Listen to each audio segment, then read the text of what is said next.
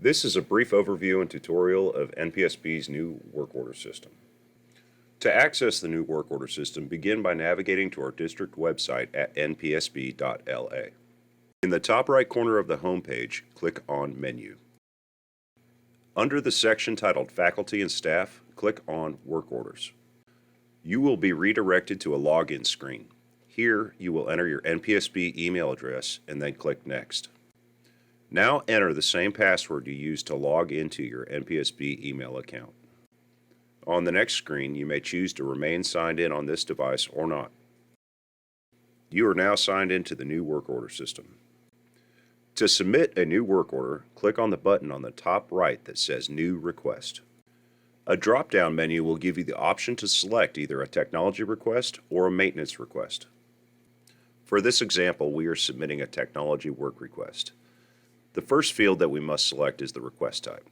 This is an important field because selecting the correct type of request will ensure the system routes the work order to the appropriate person. If you are unsure of exactly which type of request to pick, please use your best judgment. If necessary, the technician that receives the work request can redirect it to the correct place. In the field labeled Request is where we provide a title for our work request. The title should be descriptive of the issue you are experiencing. This request is being titled Bright Link Bulb Burnt Out. The Building field is a drop-down menu where you need to select the school or office where the issue is located. Under Location, you will need to type in the room number where the issue is located. Please be specific. Use a room number if available.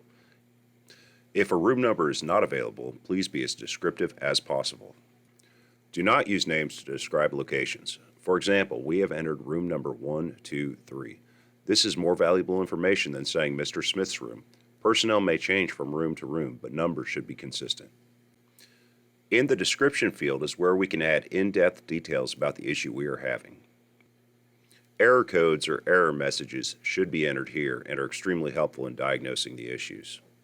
For this example, because our issue is simple, we will just write that our bright link bulb burned out. Below description is an area to add attachments. This could be screenshots, documents, or pictures. This new work order system is much more mobile friendly than our old one. Submitting a work order from a cell phone or iPad should be easier than ever, and this is where you can add a photo straight from your device. After we have added any desired attachments, we will click Submit. The system then brings us back to our dashboard, where the work order we just submitted has now appeared on our calendar. The date on the calendar is the tentative completion date of the work order. This date may change and be sooner or later depending on availability of personnel and/or parts. By clicking on a work order in the calendar, we can see the work order details. In the top left of the work order details, we can see the current status of the work order. Our example work order is still pending assignment. Note that now the status has changed to pending resolution. This occurred because the work order was assigned to a technician. In the top right of the details box is the Respond button. This is the way you can communicate with the person handling your work order.